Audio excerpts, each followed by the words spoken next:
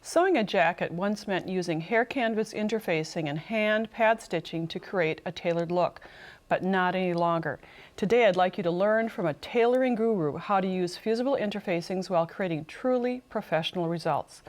Please welcome Patty Palmer of Palmer Pletch, who is famous for her 8-hour blazer pattern. What a pleasure to have you with us, Patty. Thank you, Nancy. And I would love to share techniques for making a blazer, but doing it today's way. Many people think it's very hard to make a jacket, but the way we do it today, it's really not. Many talented sewists balk at the thought of making a jacket. They think it is just too hard, like I said. Well, think again. I'll share with you my favorite tailoring made easy techniques. And the bonus is, once you've tailored a jacket, all of your sewing will improve. Jackets for real people, that's what's coming up next on Sewing with Nancy.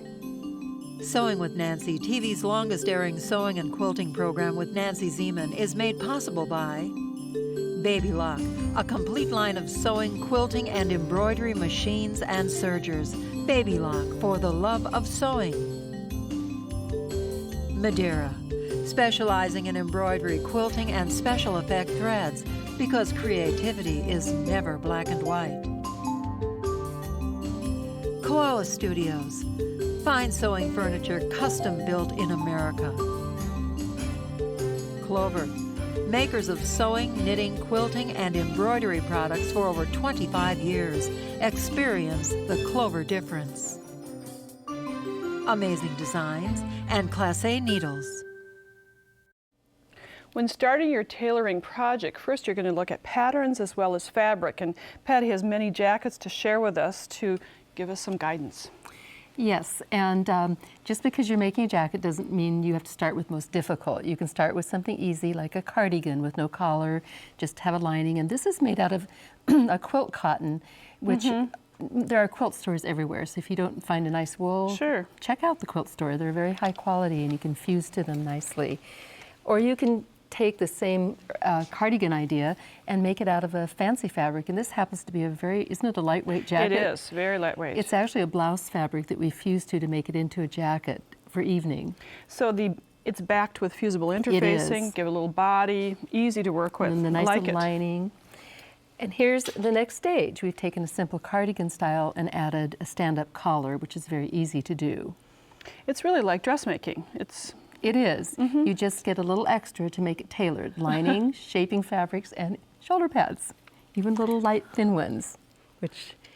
And then you can then go to a more structured jacket like this. And this has a heavier fusible in the front, underlined with fusible welt pockets. Well, that's, you know, tailoring 102. It is, yes, it is. It's a little advanced, right. You don't have to start there. The shawl collar is easier than the notched collar. And so that would be a nice one to start with. And then you can work your way into the notch collar. This is probably what people consider maybe the most difficult because you've got a 4-point closure here, but we're going to make that simple later in the program. And this has welt pockets that are contrasting, so they need to be perfect. And you have an easy, perfect technique, yes, so not to worry. And this again is a notch collar, but it happens to have a different collar design. But what I want to say about this jacket is it is a tightly woven wool flannel. It doesn't ease well. You have to be really good to sew this fabric. So we're going to show you the fabric in just a few minutes. It's soft, pliable, and easier. And a great place to start. And then a peaked lapel is a little harder because it's so wide and you've got a very long notch. There's some little tricks that you can use to make that perfect too. But this one is really 103. It has not only the welt pocket, but a flap that goes into the welt pocket. But now an easy jacket. And you made this in 8 hours, Patty. I did. I absolutely did. After cutting it out, that's sewing time. Okay, all right. But it didn't take me 80 hours. No. I left off the pockets, no welt pocket, but I did do the notch collar. I used a really easy fabric. Tweeds are easy, especially if they're loosely woven, because if you get a pucker, you just iron over it and the pucker goes away.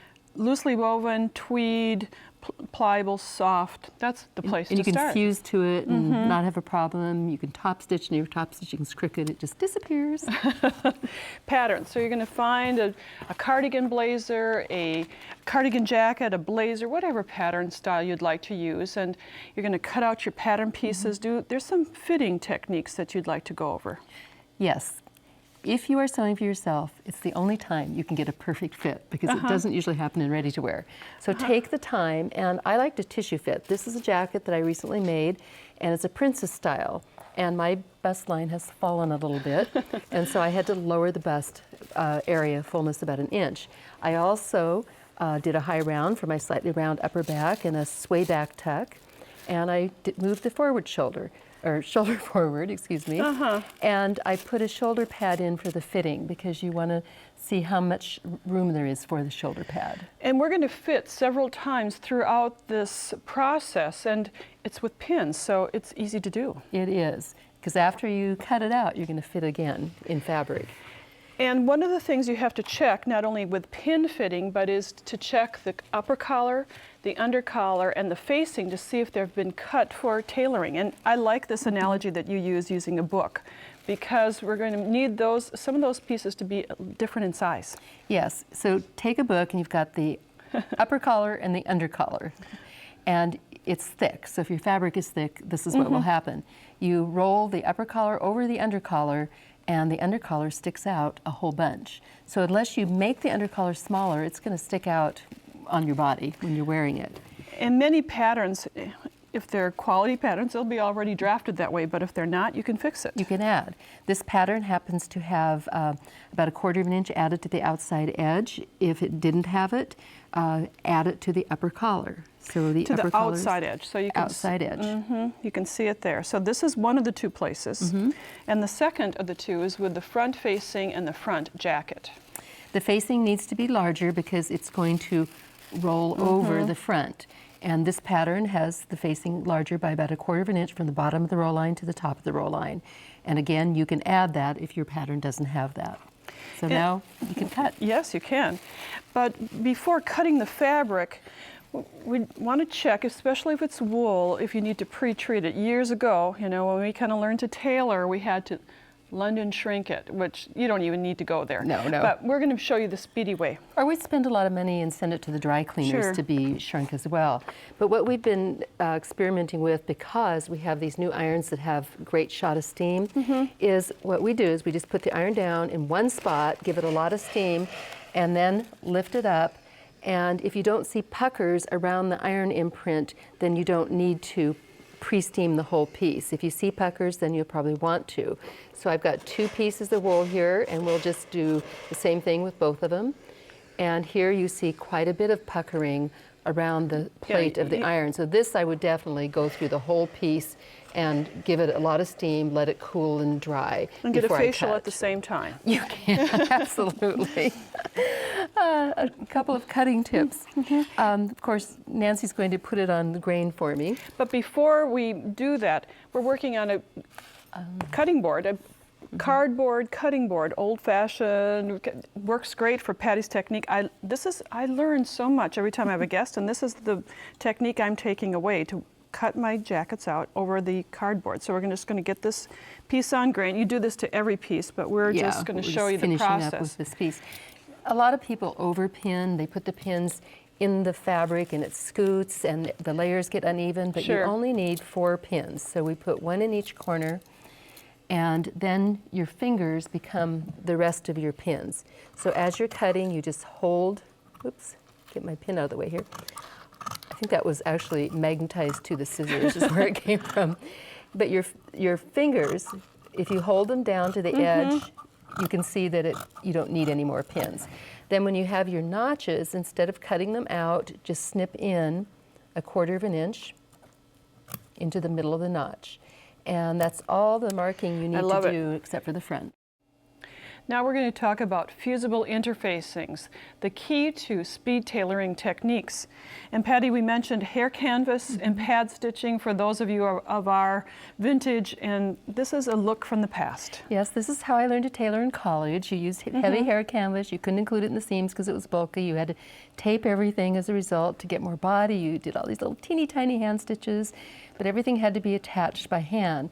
And for the collar, which you wanted to have a lot of body in the roll, you did teeny tiny hand stitches over your hands so it would roll permanently. But we don't have to do that any longer. no, we don't. We have beautiful fusible interfacings. I'll show you some examples in a moment. But you can fuse it to all the pieces that you need body to. You can add an extra piece in the stand of the collar for extra body. Then you can fold it on the roll line and pin it right into the collar. Okay, pressing ham. Pressing ham, and that is like your neck, only you are going to not want to do it on your neck because you're going to steam it and create some shape. After it cools, the fusing agent will melt a little bit, and then it will remember that permanent shape when it's cool. And it is very easy to do. So to show you what the fusible types are, we have some examples, and there are many different weights. Yes, there's many weights. This one is a heavier weight. I like the weft interfacings because they really work well blending with our fabrics and not changing its hand. And then there's lighter weight ones, so if you don't need too much, just a little bit, you can get that. And I kind of think less is best, actually. I'm liking that now. Always test. No matter what you use, test first to make sure you like the way it looks on the outside. This is that little jacket I showed you earlier, and I ended up using the smoother one because it didn't show through at all on the outside. Now for this tweed that we're working with, you've tested two different weights. Well, I always use a heavier weight on the front and the under collar and a lighter weight on the facing and the upper collar. And a great way to do a test that works many benefits for you is to sew a seam, trim the seam, press the seam, and then you've got really the front edge of your jacket so you can feel which weight you like the best. Plus, you know what else you have? You have a sample that you can sew your machine buttonholes in and practice before you sew them in your jacket. Great idea. Now there's a little trick when cutting out your fusible interfacing is to make the fusible interfacing a little bit smaller, and not because of weight. No, you just want it to be a little smaller than your fashion fabric so that when you fuse, it doesn't stick to your ironing board.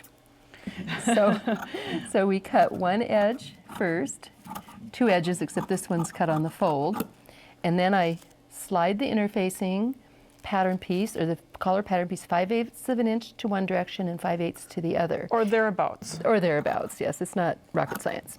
And then we finish cutting, and then I'll show you how it fits on the collar. A little awkward to do it here on this little slant, but it should be close. Yes, it will be. So then we'll put this on, and you can see that now the interfacing is a little bit smaller than the collar, so it won't get all over your ironing board.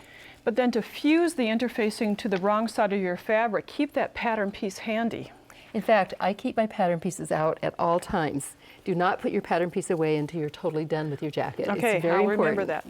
So before I do any fusing, I'm going to put my pattern piece back on this facing, and look at how off it is. The facing has skewed because it's fabric. We want to make it the same shape as a tissue, so I'm going to fudge over here a little bit and make it back to where it was supposed to be.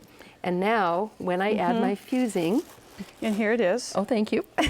Did you cut it out for me already? Yes, I did. Thank you. I love having an assistant, especially Nancy Zeman. This is great.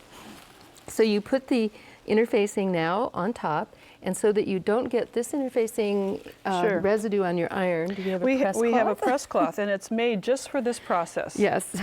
Or noted, I should Well, say. see-through press cloth. And what I'm going to do, I'm going to hand you that, Nancy. I use one press cloth for fusing, and I write on it, fusibles this side up, because you know what often happens? Have you ever fused the interfacing to your press cloth? Yes, I have. Okay, you're just Or like to the rest bottom of my us. iron. Yes, we won't do that. So I'm starting at the middle, and I'm giving it a little bit of fuse basting to make sure everything is smooth. And then I start fusing, and I do a few shots of steam, and I leave it on for 5 seconds. I go forward a third of the iron, a little more steam, 5 more seconds, and I keep going down the front. And just to entertain yourself while you're doing this, hold your stomach in while you're doing it. We call that isometric fusing. I need that, I won't Patty. finish that now. Oh, okay. Hasn't helped me, so don't worry. Then Okay. after you've fused, then any internal markings, interior markings, can be marked with Tracing wheel, paper, and my goodness, Yeah. we have it marked. We've done a lot of Yes. marking, but I've gotten back to tracing paper because it's so accurate, and you can mark everything that you need to mark. But on the neckline, I do it a little differently. You can see we've got marks, but what I like to do, because it's so important to have the neckline accurate, is to use a washable marker which goes right through the pattern, so you can mark your stitching line on the pattern and then just go like that and it'll go right through. And when you get down here toward the circle, I call it the dot, you give it a great big mark because that circle is really important in that 4-point closure. That's where the collar, under collar, facing, and jacket all come together Right at here. 4 corners. Right. Exactly. So you've marked it, and then when you lift this up, the tissue paper, because it's so lightweight, You see the mark. the markings have gone through and giving you a definite perfect stitching line. You'll find all of the areas that need to be interfaced in the book that accompanies today's program or other tailoring books.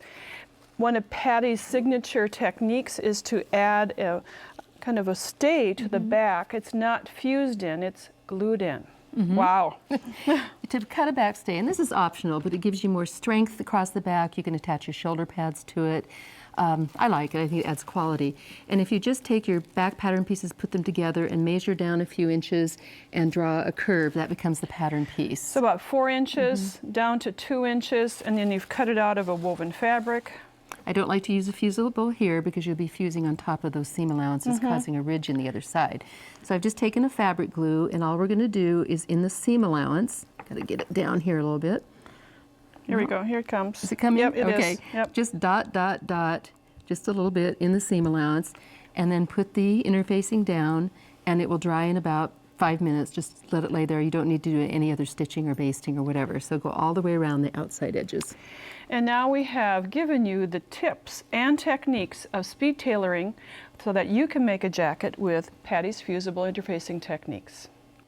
So much of the contemporary tailoring techniques are done at the cutting table and ironing board. Really, Patty, so far very little stitching. Right, exactly. And before doing more stitching, we're going to do one more pin fitting, or you can do additional pin fittings, but we'll show you a pin fitting right now. Pinning the fabrics together, and if you haven't sewn the seam, do pin with the seams on the outside. That makes it a lot easier to adjust on your Right. body.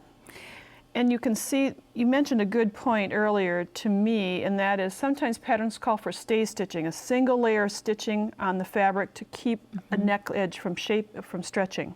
And if the fabric's really loosely woven, I will do that. But remember, fusibles stabilize and keep bias from stretching, or keep fabrics from Sure. stretching. So we didn't do it, is what we're saying. And that's also why I don't usually tape a row line anymore, because unless there's a fit need, Sure. it won't stretch even though it's on the bias. So we want to make this simple, but a pinning tip for pin fitting, especially in the all-important shoulder area. Right. Now, the back shoulder should be a little bit longer than the front shoulder because we're all a little bit curved back in this area. So if I bring these armhole edges together and pin them, then you can see that the back is bigger. It's like it needs a dart or it needs ease. That's good. If you don't have that, you better have really big shoulder pads because otherwise it's not going to lay flat on your body. So now we'll put this on the dress form. You would put this on your body, but we're going to make believe that this is Patty. I am not going to take my clothes off in front of this camera, so I'm just going to put it on this nice slim dress form. Oh, and I wish that I'm going to stick in shoulder pads because shoulder pads will smooth out your shoulder. And I like raglan pads because that becomes your shoulder. And if you want to be a little broader shoulder, you can just have them go out a little bit further. But always fit with a shoulder pad. A little pad makes your jacket look more expensive, and it makes it wear better as well. And so now you'd pin the center front together, you'd pin in seam allowances or take in seam allowances so you need it, and that's the pin fitting technique.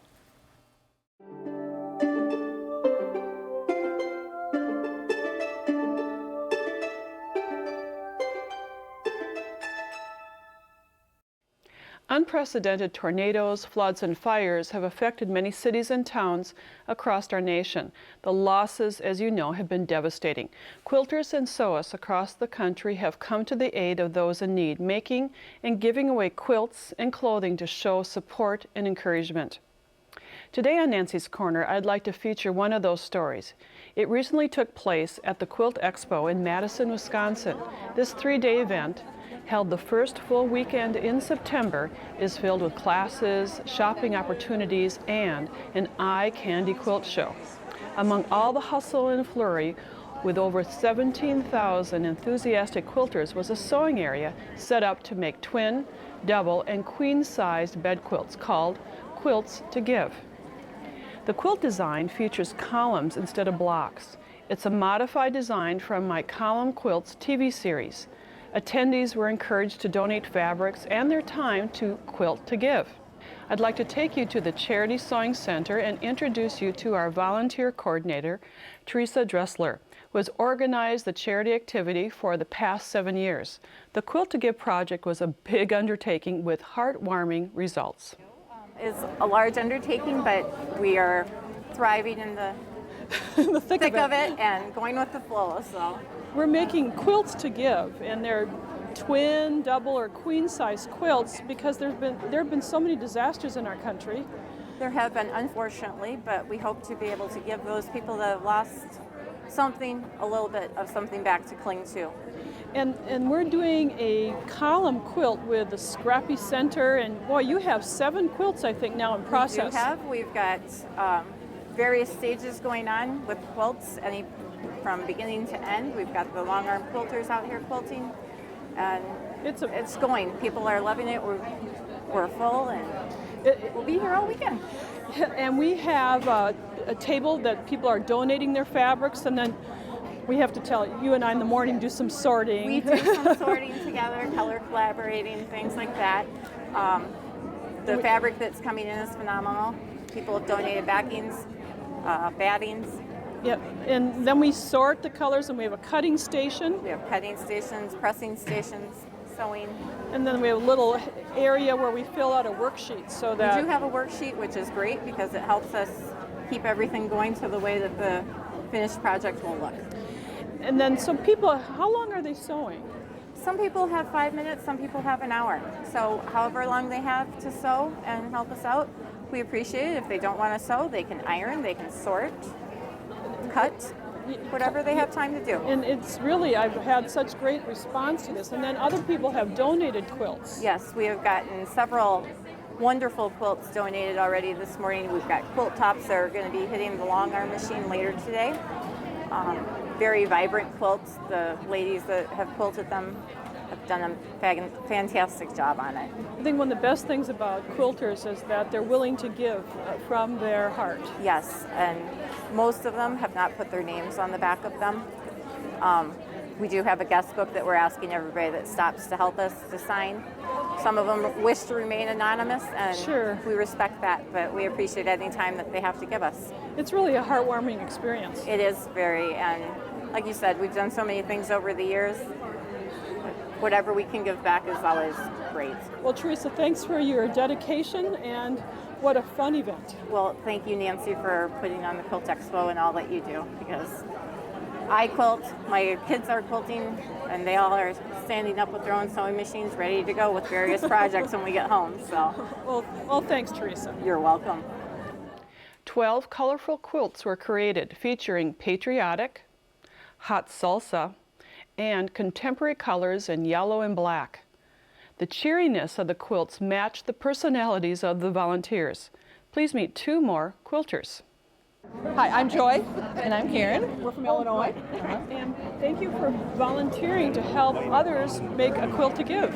Well, we're having a great time. This is really fun. It's all set up, all cut, ready to go. It's easy to explain. Everybody's excited about doing it. And they're so helpful. Yeah. So why did you spend half of your day in this area where you could be shopping or taking classes? Why not? Well, I'm a teacher. I taught home ec for 30 years, and so this is a natural thing for me to do. And, But we've been here several times and always thought this would be a good opportunity to do something, and we just signed up. And you're making the column quilt. We are. The red, white, and blue version, and helping others behind you do the sewing. And what are the other attendees saying about this? I think they're having a good time with it. They just want to maybe take a little break or something and sit down, and they're having. But in 15 minutes, you can help do something really nice for somebody else. Sure. And that's the best part. Well, thank you for spending more than 15 minutes. Oh, And no problem. We've enjoyed We're it. having a It's good been time. fun. We can't wait to picture all the quilts that we've made in 3 days. If you'd like to organize a small or a large quilt to give group, the instructions are available online.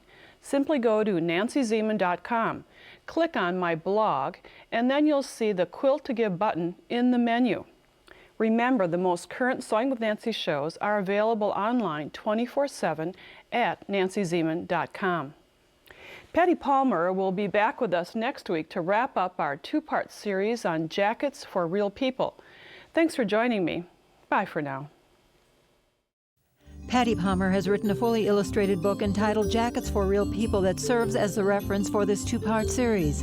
It's $17.99 plus shipping and handling. To order the book, call 800-336-8373 or visit our website at sewingwithnancy.com/2525. Order item number JRP, Jackets for Real People, credit card orders only. To pay by check or money order, call the number on the screen for details. Visit Nancy's website at nancyzieman.com to see additional episodes, Nancy's blog, and more.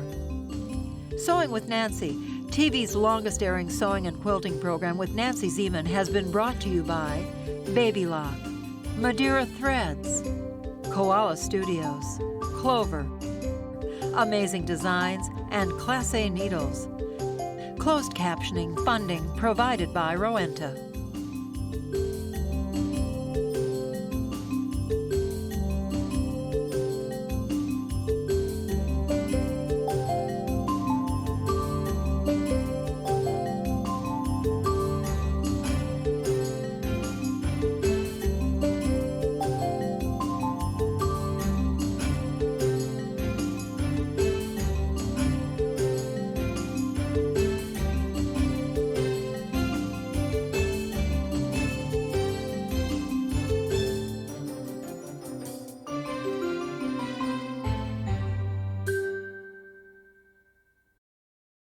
Sewing with Nancy is a co-production of Nancy Zieman Productions and Wisconsin Public Television.